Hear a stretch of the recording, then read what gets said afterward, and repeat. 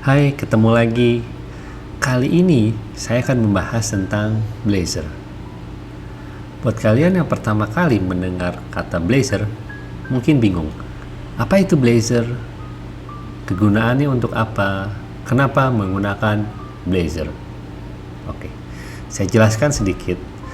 Blazor itu adalah framework untuk membuat website interaktif menggunakan bahasa C# ketimbang menggunakan JavaScript. Ya, jadi untuk klien dan server hanya menggunakan satu bahasa, yaitu C#.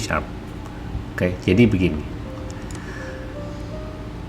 Dulu, waktu sebelum ada Blazor, kalau kita ingin membuat website, itu perlu memahami ada dua bagian penting. Pertama adalah front end dan back end. Oke. Kita sebut front end itu adalah kliennya, back end adalah servernya. Nah,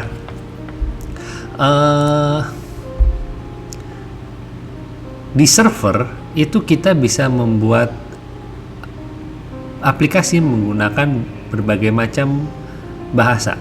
Contohnya C#, Java, PHP, ya, dan yang lainnya. Oke. Nah, kemudian untuk klien kita menggunakan framework seperti Angular, Vue, React. Oke. Kalian udah sering dengar pasti namanya Angular, Vue, React, atau kita mau bikin websitenya ya nggak pakai framework, langsung HTML, CSS, JavaScript, itu juga bisa. Nah, kendalanya apa? Di saya ada kendala karena saya adalah developer C#. Pertama, bahasa yang saya harus kuasai adalah C#. Kedua, saya harus menguasai JavaScript. Oke. Kalaupun saya menggunakan framework React, Angular atau Vue, ya, walaupun bahasanya ada TypeScript di Angular, itu lebih ke arah OOP,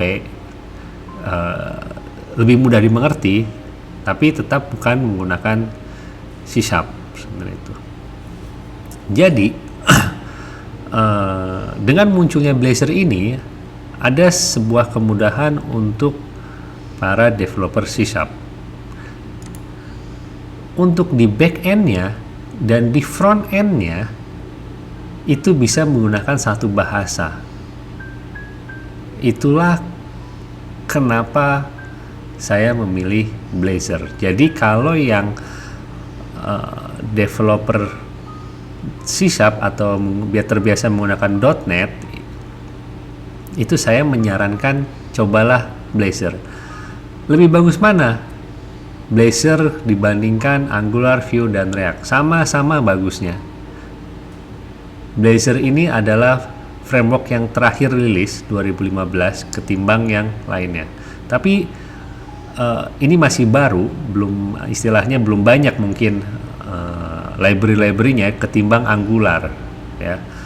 Jadi kalau ditanya lebih bagus mana, kata saya semuanya bagus.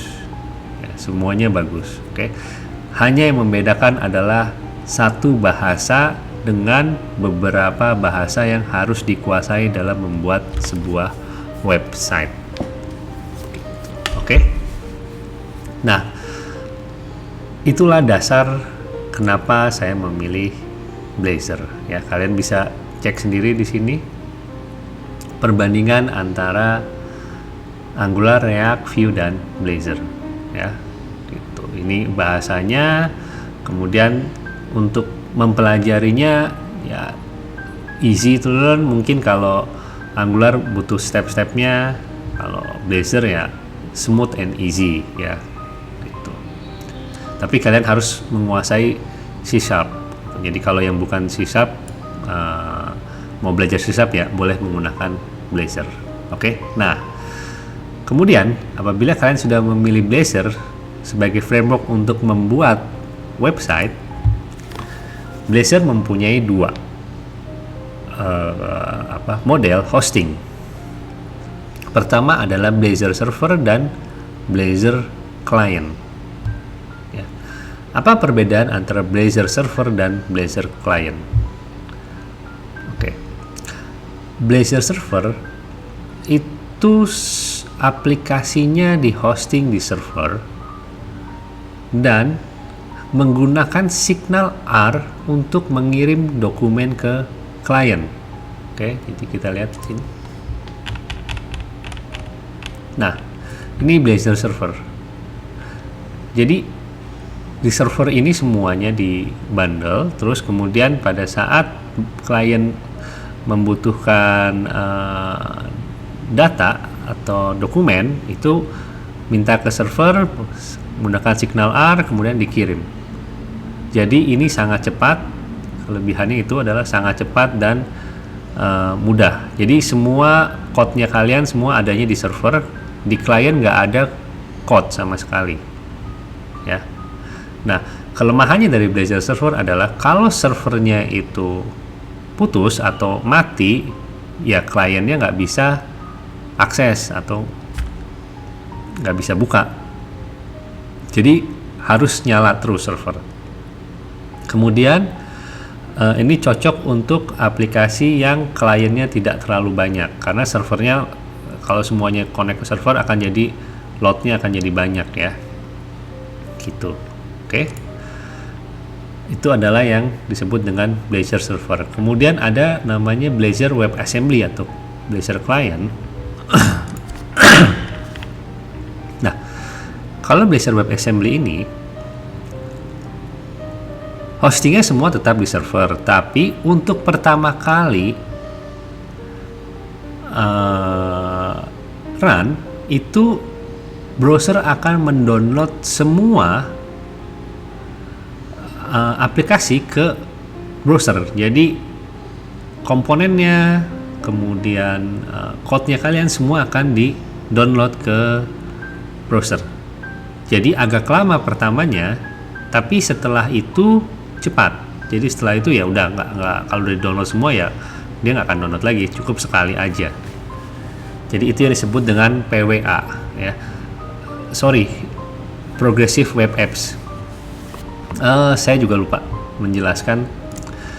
Kalau di Angular itu ada namanya PWA, Progressive Web Apps. Di Blazor juga ada dan bisa menggunakan PWA. Tapi untuk Blazor yang client ya, Blazor server tidak bisa PWA, hanya Blazor client atau Blazor WebAssembly yang bisa menggunakan PWA. Gitu. Nah, kekurangannya Blazor client adalah untuk loading pertamanya lebih lambat. Itu. Kedua adalah lebih lambat dari Blazor server. Sisanya ya cepat, bisa offline, bisa mengurangi beban server kalau menggunakan Blazor client seperti itu. Oke. Nah, di sini kalian juga bisa lihat fitur-fitur antara Blazor server dengan Blazor WebAssembly seperti itu ya. Blazor Hybrid ini juga masih baru, masih dikembangkan, masih dalam development. Kita lihat dulu yang dua ini aja ya. Oke.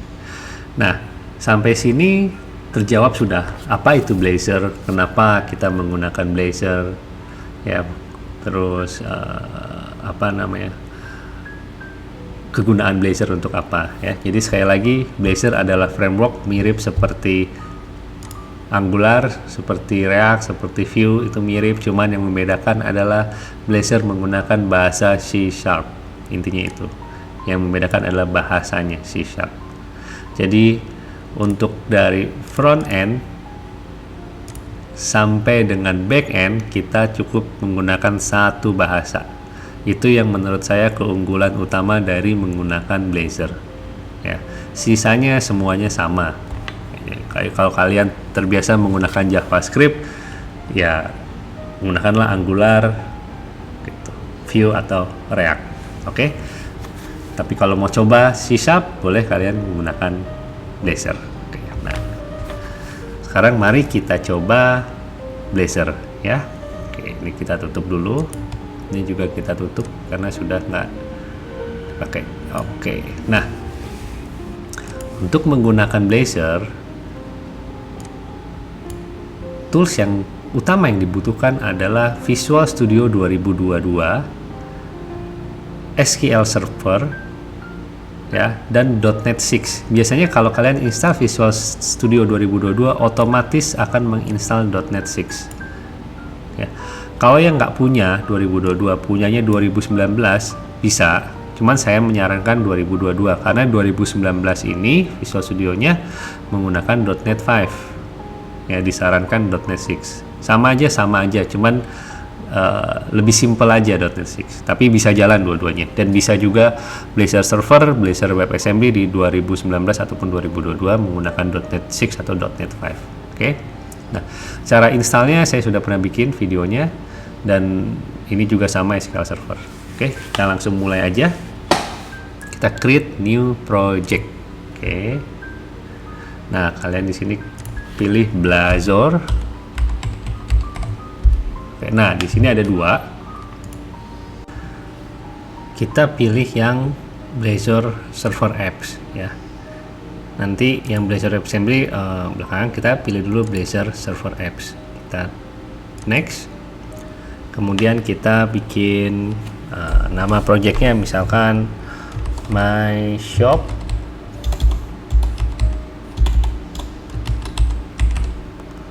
Blazor Server. Oke, kita kasih nama projectnya My Shop Blazor Server, ya. Kita klik next. Kemudian pilih frameworknya .NET 6.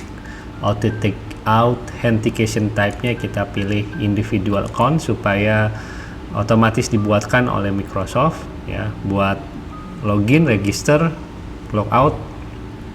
Kemudian kita create. Oke, nanti dia akan melakukan create.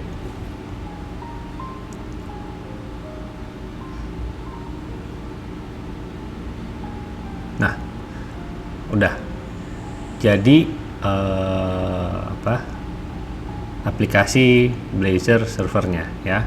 Nah, kalau udah jadi sampai sini, kita tes dulu jalan nggak semuanya, ya. Kita tes.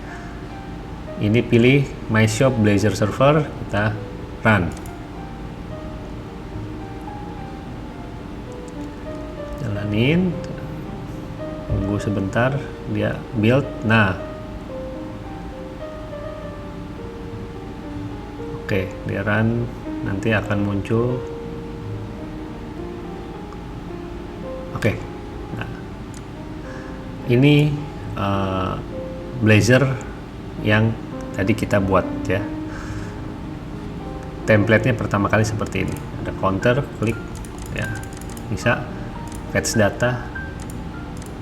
Oke, home. Kalian bisa register. Oke. Login. Oke. Bisa back lagi. Back. Oke. Itu. About. Oke. Nah, kalau ininya udah jalan sampai sini, ya, artinya Blazor-nya sudah oke. .NET 6-nya kalian juga oke, sudah jalan, bisa coba langsung kita pelajari Blazor-nya. Oke, kita close dulu. Nah, yang pertama yang kalian harus paham dari penggunaan Blazor adalah struktur folder Blazor. Ini yang paling penting, ya. Di sini ada di Solution Explorer, kalian lihat struktur foldernya, ya. Yang pertama adalah dependensi. Dependensi ini kita lihat framework, ya. Dependensi ada framework. Nah, kita pakai frameworknya itu .NET Core, ya. Kemudian ada package. Package ini biasanya kalau kalian install sesuatu library, terutama menggunakan Nugget, itu akan muncul di bagian package, ya. Ini otomatis muncul ada .NET Core ASP .NET Core Identity, ya. Kenapa muncul ini? Karena tadi kita pilih individual identity, ya. Jadi otomatis sama si Microsoft diinstalkan ini, ya. Kemudian ada properties, Di sini ada launch setting JSON. Ini untuk setting IIS Express-nya, ya. Nah, ini di sini kalian juga bisa lihat. Di sini kalian bisa pilih IIS Express, ya. Ada opsi-opsinya. Cuman biarkan saja default untuk awal-awal nih kita pilih MyShop Blazor Server, ya. Settingnya pakai itu. Ya. Kemudian ada namanya wwroot. Nah, wwroot ini adalah folder, ya. Jadi ini tuh folder ya sebenarnya. Di dalam MyShop Blazor Server ini ada folder properties, ada folder wwroot. Nah, disinilah tempat kalian untuk menaruh static file, image, JavaScript, semuanya ditaruh di sini. Kenapa saya bilang JavaScript padahal tadi waktu saya menjelaskan menggunakan Blazor itu tidak menggunakan JavaScript? Bisa jadi kalian punya library JavaScript mau dipanggil library itu menggunakan Blazor, bisa juga jadi JavaScript. Jadi kalian nggak usah bikin lagi dari awal, JavaScriptnya diimport itu nanti bisa ditaruh di sini. Ya.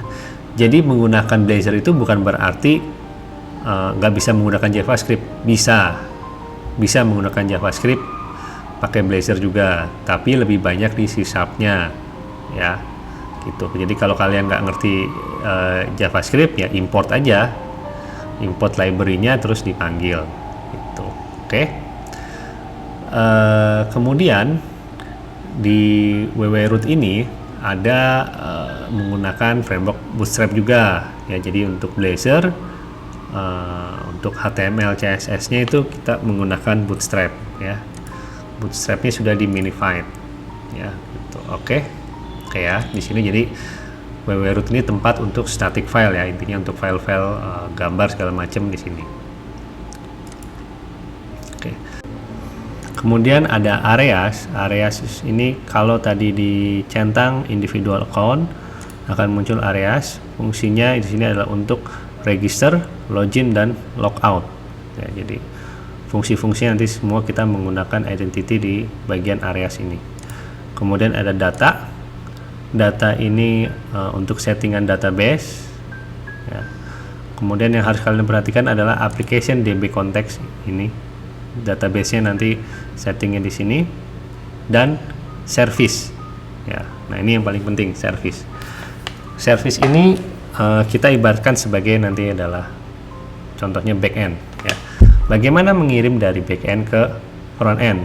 Frontend itu apa? Frontend itu nanti ada di page, ada namanya komponen .razor gitu, ya. Nah, kalau .razor ini komponen gimana caranya kita kirim dari service ke Razor, yaitu nanti menggunakan dependency injection atau harus kita inject, ya. Oke. Nah, yang pertama kalian harus paham dulu fungsi dari folder data ini untuk database, service, pokoknya istilah untuk backend di sini, ya. Nah, kemudian ada page,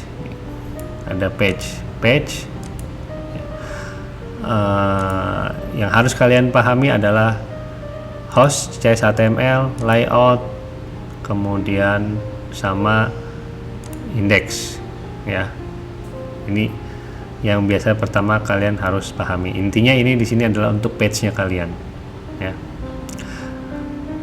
Kemudian ada share, ya. Shared ini page yang komponen yang dipakai bersama-sama di dalam page atau komponen, ya. Jadi komponen itu bisa dipanggil berkali-kali. Oke. Kemudian ada namanya import, ya.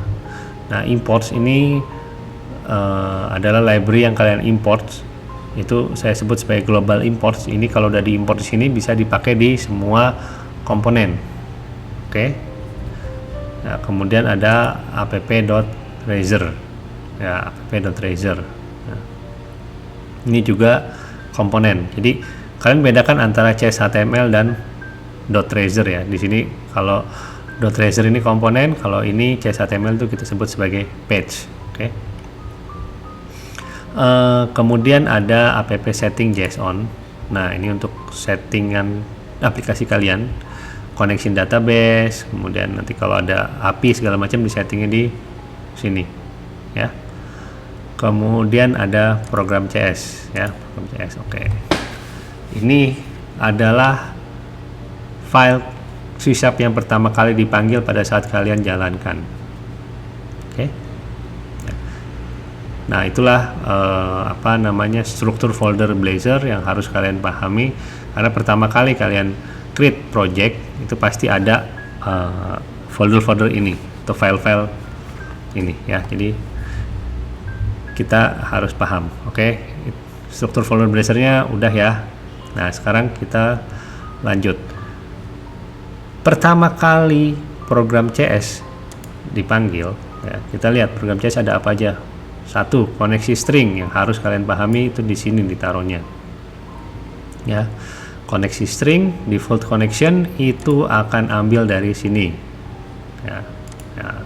Kemudian ada namanya Razor Page. Server side Blazor itu, kalau server side Blazor sama Razor Page ini sudah pasti. Oke. Nah, ini yang penting nih. Add singleton weather forecast service. Oke. Ingat nggak tadi kita ada di data ini namanya weather forecast service. Ini harus diinjek ke program CS ini di sini. Ya, harus diinjek ke sini supaya weather forecast service ini bisa dipanggil di fetch data. Sini ada namanya inject weather forecast service, bisa dipanggil fungsi-fungsinya ya. Nah, untuk lebih mudahnya nanti sambil kita coba ya, saya jelasin dulu. Kalau masih bingung nggak apa-apa, coba aja pahamin dulu. Oke. Nah, balik lagi sini ada yang paling penting lagi adalah ini dia. Map Blazor Hub, map fault back to page ya. Jadi pertama kali kalian run ini, jalannya gimana? Ini semua dibaca. Kalau nggak ada error, cek _host. Ingat nggak? Host, lari ke sini, kemudian di sini ada layout. Sini layout. Nah, ini page-nya untuk pertama kali dibuka. Nah, Blazor itu adalah SPA sama seperti Angular. Oke. Kalau kalian mau menambahkan CSS atau style-style yang nanti akan bertambah di sini, bootstrap atau apa itu nambahnya di sini. Kemudian ada setelah itu untuk JavaScript-nya, script itu ditaruh di sini.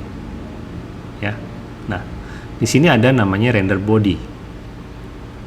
Komponen-komponen kalian yang kalian bikin ini akan ditaruh di sini.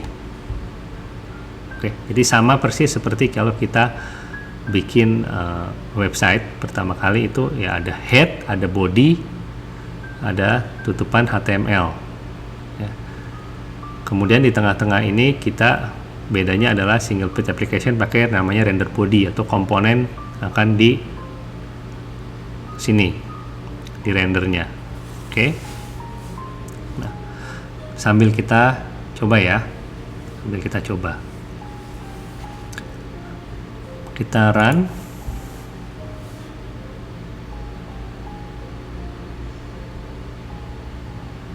Oke. Nah, saya mau menjelaskan yang ini sambil dilihat di sini Solution Explorer. Oke, mana ini? Oke. Kalau kalian pakai Chrome nggak apa-apa, pakai aja Chrome. Ini kebetulan saya hanya installnya Microsoft Edge, tapi sama aja. Nah, di sini kita punya counter sama fetch data. Ya, kalian lihat counter. Kalau diklik nambah terus nih angkanya. Ya. Kita lihat page counter. Komponen counter.razor. Nah, ya. Menggunakan C# bahasanya. Jadi pada saat on click ya, private void increment count plus. Ini bahasa C#.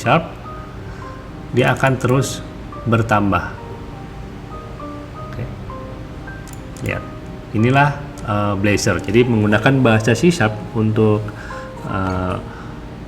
backendnya dan dikirim ke frontendnya. On click ini event on click di button.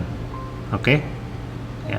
Kemudian yang saya mau jelaskan lagi adalah fetch data. Fetch data adalah fetch data.blazor. Nah, ini fetch data. Nah, kalian lihat fetch data, setiap kali saya refresh angkanya berubah terus. Ya. Bagaimana cara fetch data ini bekerja?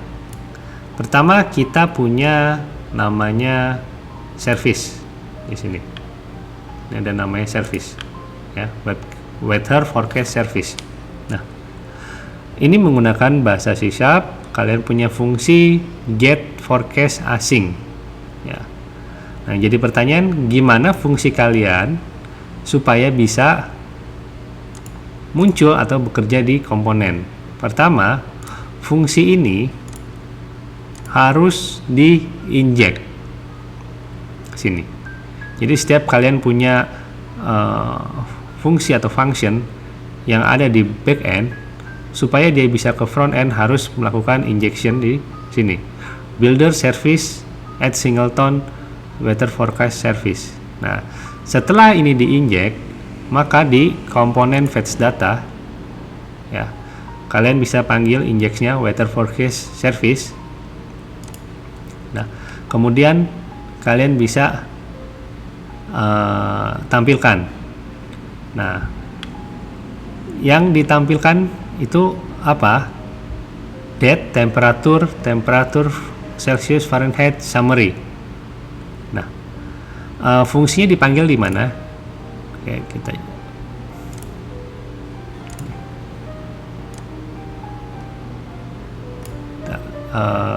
buka dua layar ini. Sorry, mana tadi? Blazor. Nah, ini. Oke, nah kalian lihat. Setelah diinjek ke program CS, ya, kalian di sini bisa panggil forecast service get forecast async. Ini fungsi ini dia akan memanggil fungsi ini, ya. Setelah dipanggil fungsinya, kita akan masukkan data tadi ke kelas namanya yang saya bilang DTO di sini, weather forecast. Jadi masukin ke kelas ini, ya. Setelah dimasukkan ke situ, ke kelas weather forecast, maka di sini kita bisa menampilkan datanya, ya. Forecast tinggal dipanggil tipe-tipe propertinya, ya. Oke. Nah, itu cara kerjanya Blazor, ya. Jadi untuk menampilkan data dari backend ke frontend menggunakan service, di mana service itu harus diinjek di program CS. Setelah diinjek ke program CS, maka service-nya bisa dipanggil di komponen. Ini yang paling penting. Oke, ya. Close. Oke. Nah, itu adalah sepintas tentang Blazor. Ya, jadi yang penting kalian paham dulu cara kerja si Blazor, ya. Kalau yang counter, kenapa nggak ada servisnya? Karena counter nggak perlu ngambil data. Jadi mungkin aja kalian bikin aplikasi yang untuk website yang nggak butuh koneksi ke database, ya udah nggak perlu pakai servis. Kalian bisa langsung bikin komponennya aja, import CSS, Bootstrap, ya. Jadi juga. Tapi di saat kalian butuh koneksi ke database, kalian tinggal tambah servisnya. Setelah tambah servis, diimport ke program CS, kalian bisa panggil di komponen tersebut. Seperti itu. Itulah cara kerjanya Blazor. Oke, kemudian ini saya kecilin.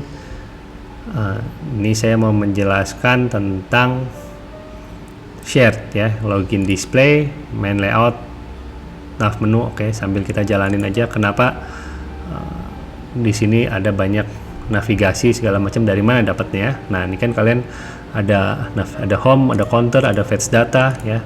Kemudian ada register, login, about. Nah, itu tiba-tiba muncul dari mana? Ini adalah semuanya komponen ya. Kita lihat di sini. Oke. Nah, seperti tadi yang saya bilang,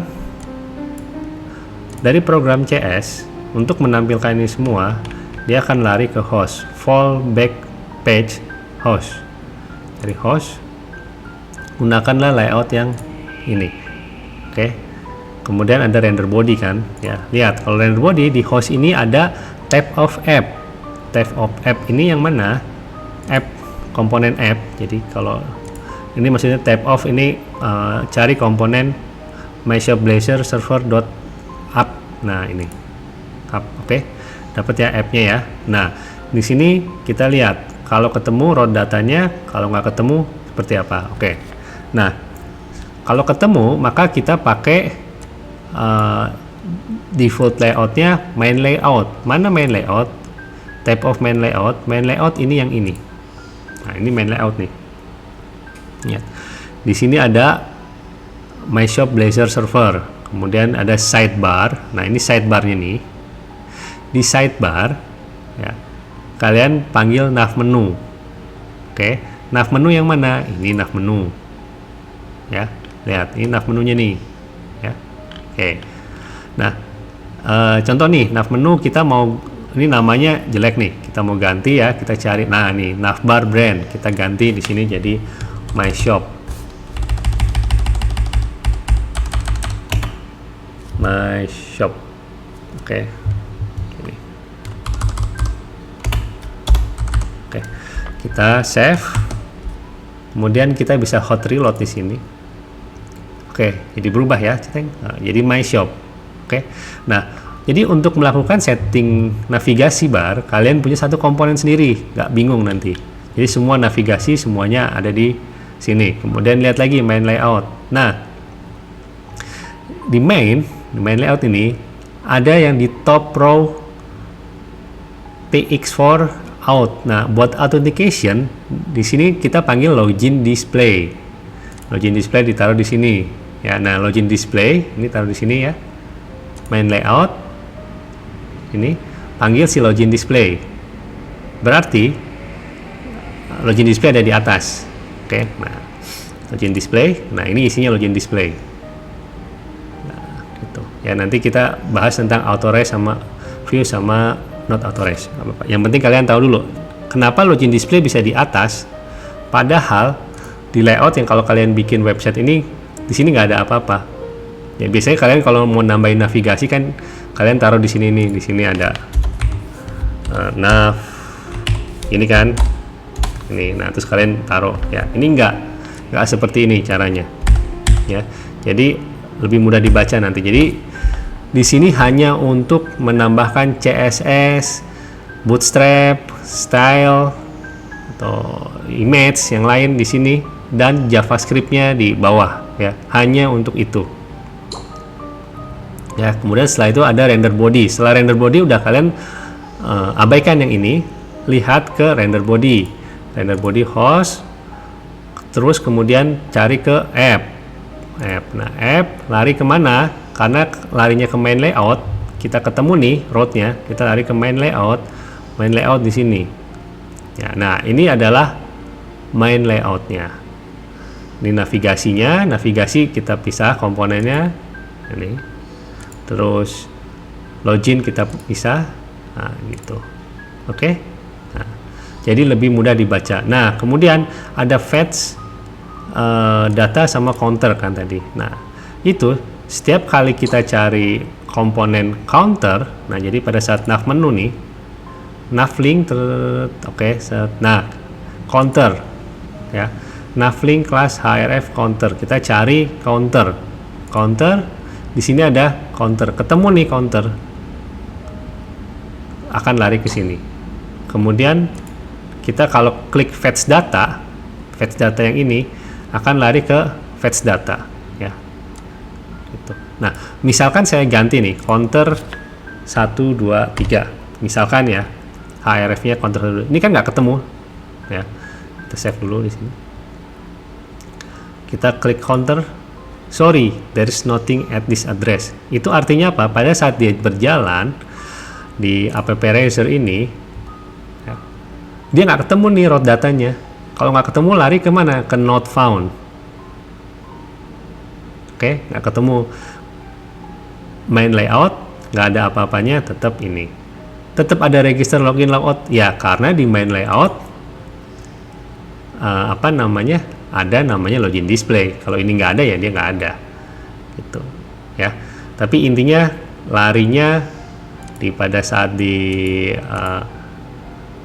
app ini, kalau rootnya nggak ketemu, dia akan lari ke not found. Kalau ketemu, lari ke komponennya. Oke, gampang ya. Jadi lebih simple lihatnya, lebih gampang. Jadi setiap komponen itu terpisah dengan komponen yang lain, bisa juga digabung, dan kita hanya fokus terhadap masalah yang dihadapi. Ya, itulah cara jalannya ya. Ini kita kembalikan lagi ke counter.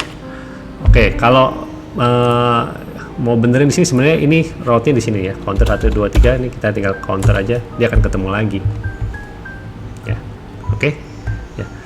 Sementara penjelasan dari Blazor introduction-nya sampai sini dulu, nanti kita lanjut lagi ya. Oke, selamat mencoba.